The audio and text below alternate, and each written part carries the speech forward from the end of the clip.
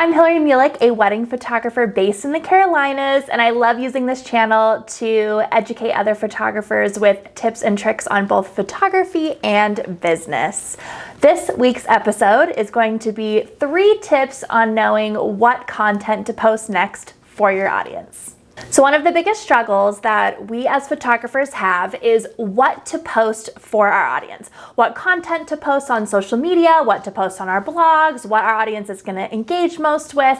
So I want to share 3 tips that you can use when figuring out what content you're going to post next for your audience.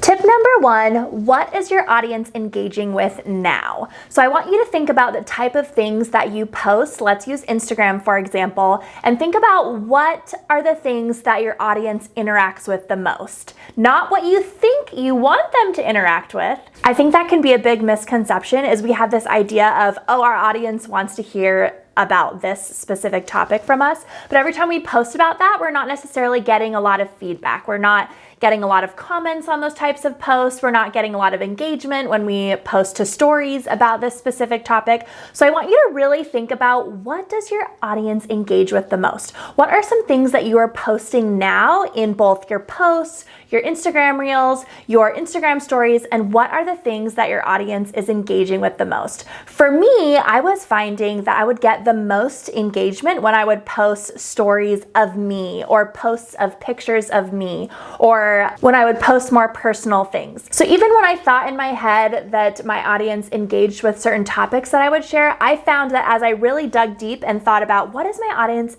actually engaging with that I post of? What are my most engaged posts? What are my most engaged stories? And they were personal content of me, photos of behind the scenes of me. So when I was planning future content for my social media, I planned to post more stuff of me, and that helped me get more engagement from my audience and more followers as well. Tip number 2 is I want you to actually ask your audience what they want to learn from you. I think that sometimes this is a really easy thing that we forget about. We can actually post on our Instagram stories, post in our actual feed.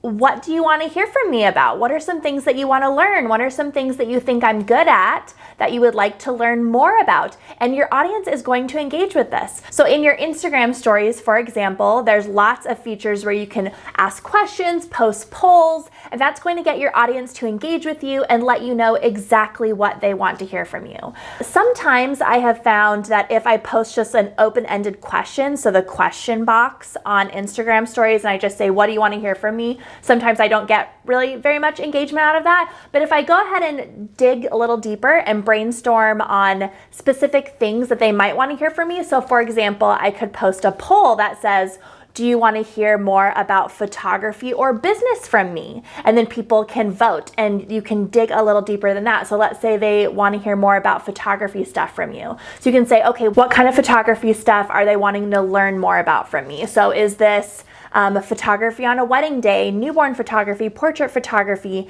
If it's for a wedding day, is there a specific type of thing on the wedding day that they want to learn more about? Do they want to see more behind the scenes? And those are questions that you can ask them directly, and they can vote either through polls or just different features with Instagram stories to let you know what content they want to see more of from you. Tip number 3 on how to know what to post next for your audience is look at your Google Analytics. If you're not signed up for Google Analytics, it's actually really easy to sign up and just get your website registered for Google Analytics. And once you do that, you can actually look in your analytics and see which blog posts are performing the most. Where are you getting a lot of your referrals? If it's through Pinterest or Instagram or through Google searches, through your blog, this information is going to be vital when planning future content for your audience, because you can actually see what they're actually loving more of from you right now. I personally love looking at my Google Analytics at the beginning of every single month, and I just look at the stats on what my highest performing blog posts were, where I'm getting a lot more of my referrals. And this information is super helpful because it helps me know where I need to be spending more of my energy and more of my time